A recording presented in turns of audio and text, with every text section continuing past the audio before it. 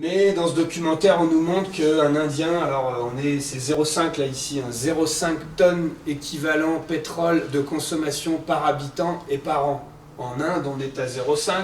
En Europe, on est à 4 tonnes et aux États-Unis, on est à 8. Que Saint-Gervais est toujours, bien sûr, très heureux d'accueillir cette initiative des BTS du lycée du Mont-Blanc qui a une relation avec une préoccupation très importante aujourd'hui des habitants de la vallée de l'Arve et du pays du Mont-Blanc, qui est la pollution et les conséquences de la pollution.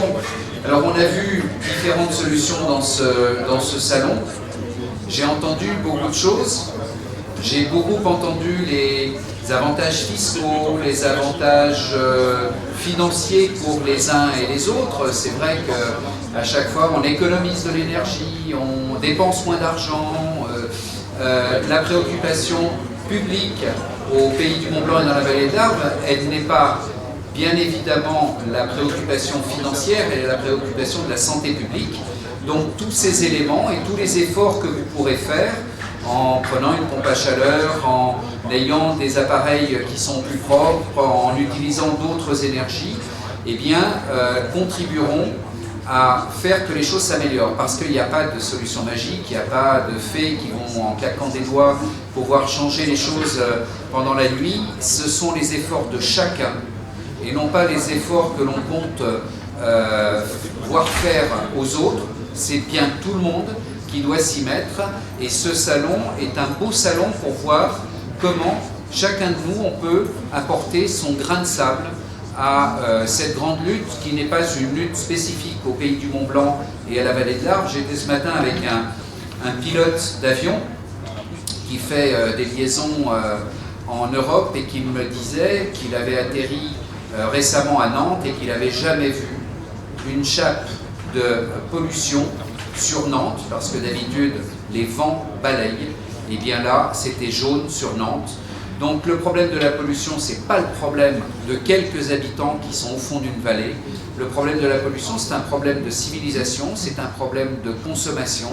C'est avant tout à nous de changer nos habitudes, et à surtout ne pas penser que ce sont les autres qui doivent le faire et qu'on ait des exceptions qui vont pouvoir justement faire un peu n'importe quoi. Donc faisons attention, corrigeons les choses, et là on a une belle occasion avec le salon Énergie Montagne, avec le lycée du Mont-Blanc, la section BTS, de voir que les choses puissent un peu avancer. Et merci pour les jeunes. C'est vous qui demain serez eh bien, à nos places et qui hériteront de ce que vous aussi vous aurez laissé, parce que c'est pas que les vieux aux cheveux blancs qui doivent faire des efforts. Merci, bon salon, merci aux exposants.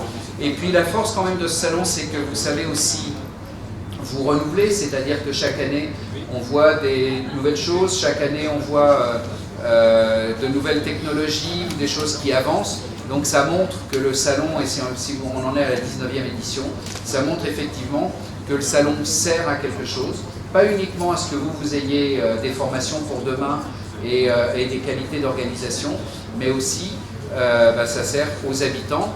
Et petite particularité de cette année, grâce aux élections, le salon a lieu pendant une période de vacances.